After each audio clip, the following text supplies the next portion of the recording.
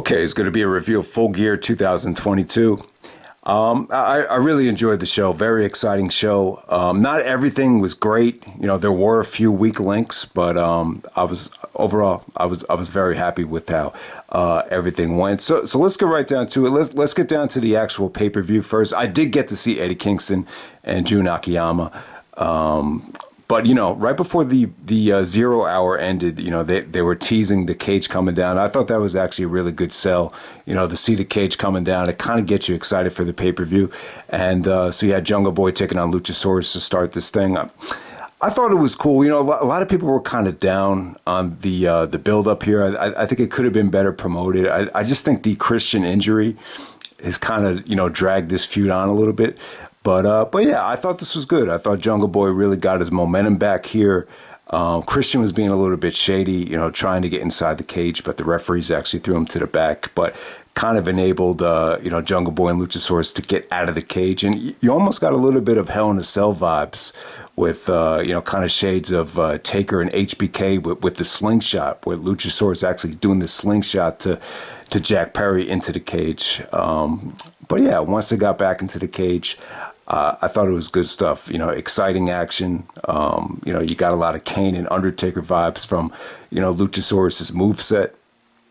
And yeah, Jungle Boy did the big spot. You know, the tombstone or the pile driver from Jungle Boy actually came off great. Looked dangerous. I don't think we've ever seen someone that small pick up someone that big for a tombstone. The elbow drop from the top of the cage was pretty awesome. You know, Jungle Boy's mom looked really, really worried, really scared. But yeah, thank God Jungle Boy was okay. I mean, the elbow drop, he didn't look like he hit it that good. But, you know, the good news is he didn't get hurt. He transitioned into the crossface right away to make Luchasaurus tap out. So, yeah, man, I thought this was cool. I mean, it wasn't amazing.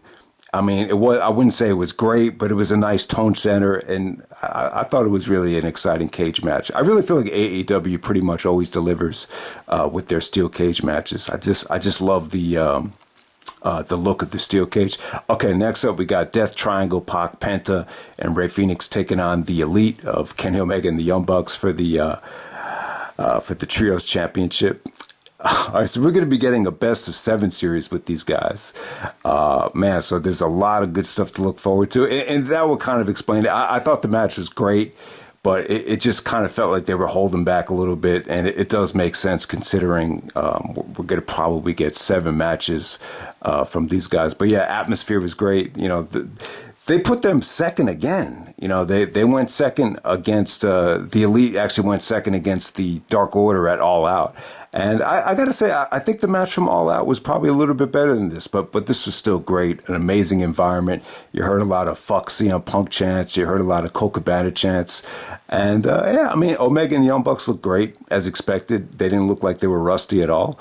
You know, Pac was kind of being a heel throughout this whole thing, kind of trying to convince Rey Fenix to use the hammer throughout the match, and he was kind of reluctant. You know, they were both reluctant, but you know, the ending actually saw Rey Fenix countering the one-wigged angel and nailing Omega with the hammer. So that definitely paid off for Pac. But yeah, I mean, great stuff. Probably the most dangerous spot in the match was I think it was Nick Jackson actually doing a springboard hurricanrana, the Penta, onto the outside. That was probably the craziest thing. But yeah, man, this 6-man combination, you could watch them wrestle every single day, and we're going to get it. We're going to be getting it at Winter is Coming. You're going to get it on the holiday shows coming up, so a lot to look forward to. 7 matches. Talk about oversaturation, but, you know, there's no law against oversaturation. So, yeah, probably not the match. I was expecting this to be the match of the night by far, but I would actually say second best match of the night. Next up, you had Jade actually taking on Nyla Rose. Yeah, definitely the weakest thing of the whole show. It just felt a little bit long for a Jade match. You know, Nyla was pretty much in control throughout most of this thing. I thought Jade looked hot. I was just a little bit thrown off by her colors. She was wearing like these bright yellow colors, and you know, it's something about it, man. Just even Jim Ross was saying a lot of the transitions just felt very, you know, bowling shoe ugly. definitely not a great match. But, Jade actually fought off the Widow's Peak, the Jaded from Nyla. She kicked out of that, and she was able to hit her own Jaded to get the pinfall. And, there was this one really hot girl in the crowd that just popped huge. So it really looks like Jade. I mean, she looked like a superhero. I mean, she looks great. I mean, the match wasn't great, but, Jade definitely is, getting a lot of attention. I think Little Bow Wow asked her out on a date, and then you got, even girls going crazy over her. So obviously she's attracting a wide variety of fan bases. And yeah, she looked great. I just wasn't really feeling the colors here with the yellow paint. It was just a little bit too much for me. And then we move on to the match of the night. We have the ROH World Championship match. You got Jericho, Bryan Danielson, Claudio, and Sammy Guevara. Awesome match. So they go 21 minutes and 30 seconds. This is, one fall to a finish. Not like the Death Before Dishonor 6 match where that was an elimination match. But yeah, man, awesome stuff. I mean, I thought Jericho was the weak link here, but he definitely had his moments. I love the no-selling from Jericho when he had the Walls of Jericho. I love the creativity here. So the match definitely delivered, man. I mean, Sammy Guevara, man, give him credit. He really did remind me of Tyler Black, like a young Tyler Black. I mean, he took chances. There was some storytelling here with Jericho and Sammy arguing with each other, which really didn't get interesting until Sammy actually broke up the code breaker. Then it really got interesting, and Sammy almost like became his own man. He was really trying to win this thing, not just help Jericho. So, but yeah, I mean, the creativity here was awesome. I mean, there was the Walls of Jericho spot where Jericho was no selling it. That was great. There was also like a double submission with Bryan and Claudio on Jericho. That was probably the highlight of the match. You did get to see Danielson and Claudio go at it. It was kind of like, them kind of showing each other respect. They didn't turn on each other like they did back at Death Before Dishonor 6, but they picked up right where they left off at Northern Navigation. I mean, the uppercuts and just the transitions between both of those guys were just insane. I mean, I'll tell you what, since Nigel can't wrestle anymore, his dancing partner right now would be Claudio. I'd love to see these two guys, mix it up. They both look better than ever. I just thought the stuff between them was great. And like I was saying, guys, Sammy was great. I mean, how many Spanish flies, shooting star presses did he hit? I mean, he was just taking a lot of chances. And for, Danielson and Claudio to trust a kid that young with moves that dangerous, I think they deserve a lot of credit. Jericho actually hit the... Judas, I think he hit the Judas effect on Claudio when he was doing the King of Swing. So I thought that was a good finisher, but very predictable match. You had to know Jericho was going to retain here. You got Final Battle coming up in a couple weeks. It will be cool to see Jericho main event ROH pay-per-view as champion. I think it's a huge milestone for the company, but I hate the fact that Taz keeps on saying that Jericho's the greatest ROH champion of all time. I just think, even if you're kind of, just saying it to be a heel, it's still insulting. To me, it's just insulting to the, Ring of Honor catalog, the Ring of Honor library. And I know a lot of the stuff isn't that accessible, but still, I just find it very disrespectful because, Jericho being ROH champion, it hasn't been great so far. It's been a little bit too over the top for me. With him beating up announcers and everything. The best way you can disrespect the ROH Championship is just by having crap matches. And, obviously Jericho's not doing that. But I'm going to judge it after Jericho loses the belt. But, yeah, definitely looking forward to Final Battle to see who Jericho faces. But Final Battle should actually be a much better card than this in terms of, one-on-one depth. So we'll see how that looks. All right, after that, we got Saraya, who's actually Paige. Taking out Dr. Britt Baker. Definitely not a great match. It was a great effort from Saraya. I just felt like Britt, could have done a better job of, making Saraya look good here. I'm just going to call it Paige. She could have done a better job because, Paige has been out of action for 5 years. So, yeah, she worked really hard here. She looked like she had a rough time. I mean, it was just tough. It was tough to get that reaction. There was a couple of times where it just felt like the fans were going to explode with dueling chants, and then they just kind of kept losing the crowd. You saw a lot of the same stuff over and over again in terms of the finishers. I just felt like they never really got into that into full gear, so to say.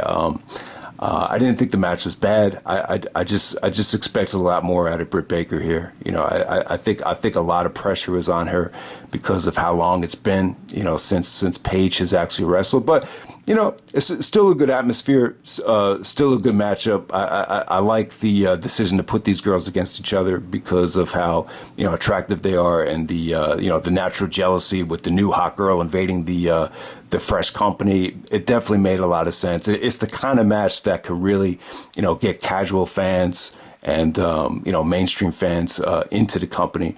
So I'm not saying it's a bad decision. I just thought once you got to the actual match, it was just I just can't say that it really lived up to the hype. All right, next up you had Samoa Joe. We actually had Wardlow defending the TNT Championship against Samoa Joe and Powerhouse Hobbs. I thought it was cool, but more than any other match this whole night, you definitely heard a lot of fatigue in the crowd. It's just one of those matches where they had to work extremely hard just to get any sort of reaction. Wardlow actually pulled off the whisper in the wind here. That got the crowd going. I mean, they really had to use their athleticism and power just to get a reaction. Powerhouse actually clocked Joe with the shoulder block, and Joe just fell into a chair, and the chair actually looked like it exploded. So that was pretty crazy. But I mean, good stuff, man. I mean, exactly what I expected. About 10 minutes, lots of power, lots of speed, lots of competitiveness. The ending was kind of weird, though. It looked like Wardlow had a choke on Powerhouse, and then Joe came out of nowhere with the ROH Television Championship and just didn't get disqualified and actually wins the TNT champion. So he's the Ring of Honor Television champion and the AEW TNT Television champion. So it's crazy, but I think it's a smart move, though. Joe's actually promoted on the poster for Final Battle. So and you got Final Battle coming up in a couple weeks. Gives Joe a little bit of momentum there, and I love the idea of just turning Joe full blown asshole heel. So a lot to look forward there with Joe. I don't know who his Final Battle opponent's going to be, but it should really be interesting. So not a great match, but just solid stuff between two powerful big men right there. Next up, you had Sting and Darby taking on Jeff Jarrett and Jay Lethal. No disqualification. This was kind of a mess. This was kind of all over the place in the beginning. Darby killed himself in this match. I mean, how many coffin drops did he do? He had the one coffin drop where Saddam Singh actually caught him in midair. And then he threw him onto the ramp. But yeah, I mean, Darby was definitely the MVP in this match. I love the TNA chants. There was a lot of TNA chants for Sting and Jeff Jarrett. So there's really been like a lot of TNA nostalgia. There's been a huge TNA resurgence. But that's a story for another day, man. But yeah, it was cool to see Jarrett. I like the fact that he's using his TNA theme. If I was at this show, I would have started a huge Jarrett chant. I just feel really connected with Jarrett because of the podcast and because of how good he is on the mic. So yeah, I mean, good showing from Lethal.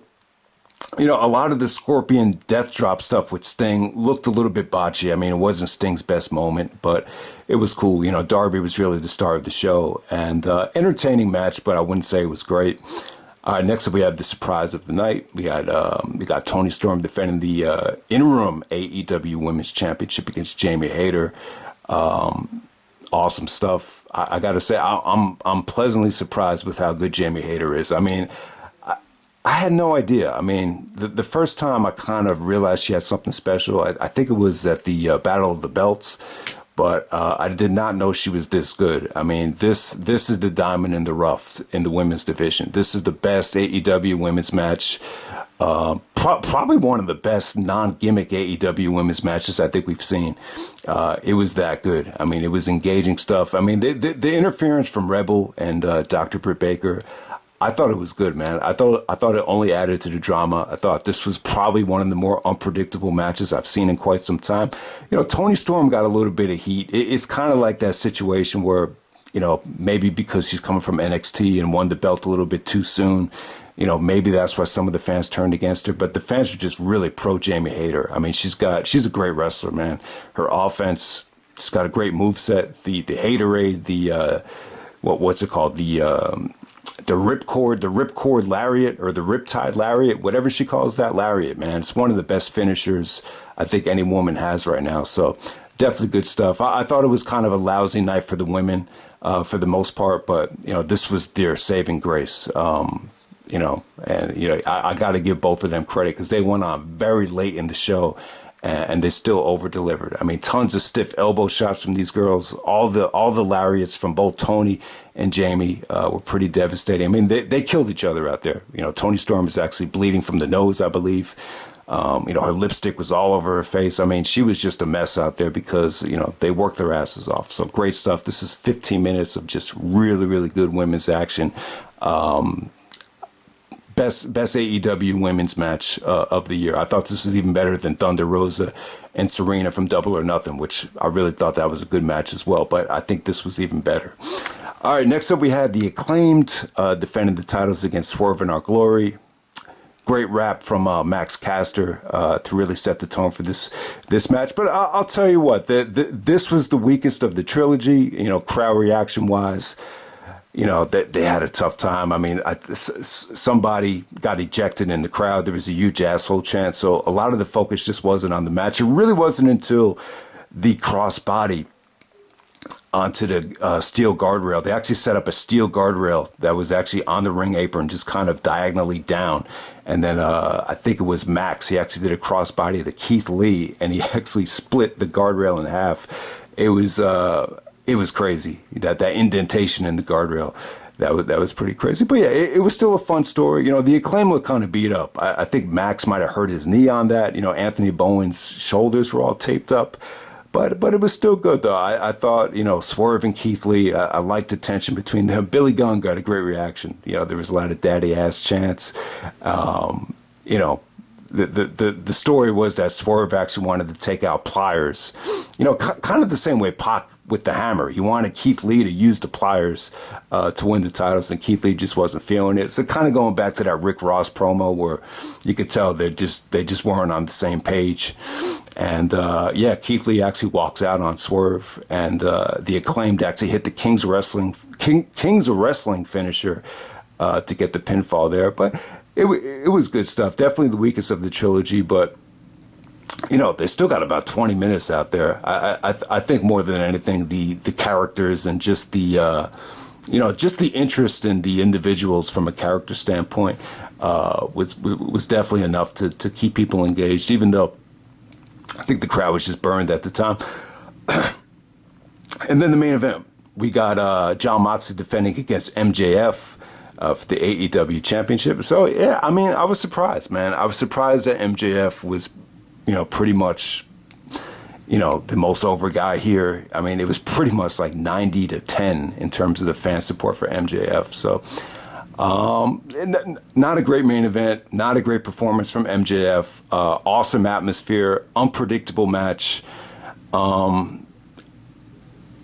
I can't say that MJF looked great here. I really can't. I think he has a long way to go. I mean, he looks in great shape. You could tell he's doing a lot of bench press, a lot of ab crunches, but, it doesn't necessarily, make you great in the ring. I just think he has a long way to go, but it was definitely a good match. I thought Moxley definitely, made it intense. I thought MJF really worked for it. I love the stuff that they did with the knee.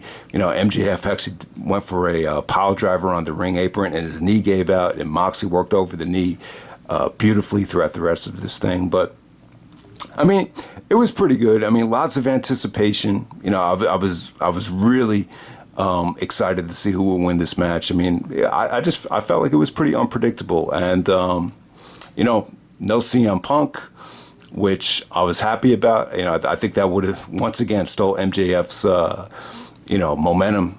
Took away his. It would have took away from this match, though. I mean, so I'm glad that Punk. I don't know. I just had a weird feeling that Punk was going to make an appearance at the show. But yeah, it was definitely the right call. But yeah, the Regal stuff, man. I mean, you should have seen this coming.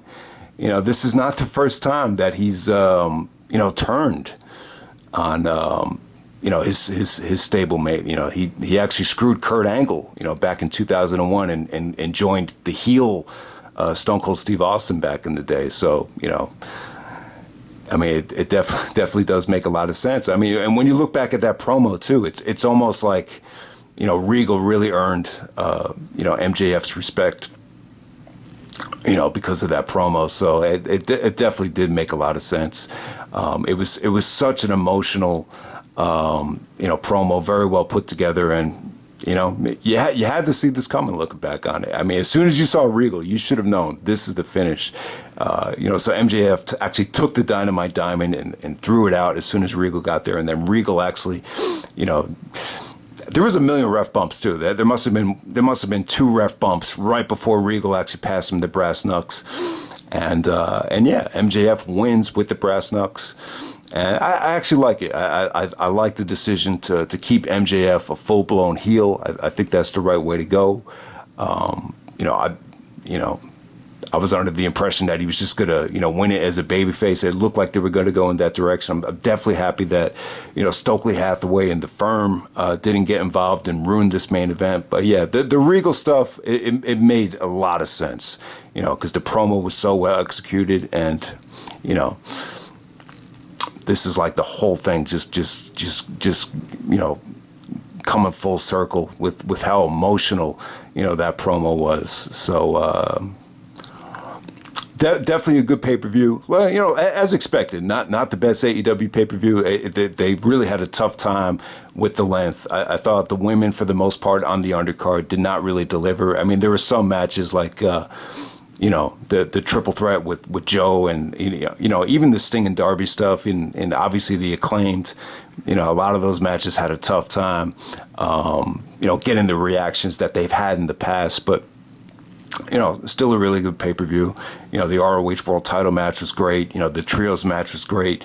The main event definitely had a good atmosphere, and the Jamie Hayter title victory was just an awesome match for the women right there. So that's pretty much it, guys. That's Full Gear 2022. Definitely check it out. I definitely would say you definitely got your money's worth for this show. Definitely not one of the better AEW pay-per-views, but there's just a lot of stuff on this show that delivered, no doubt.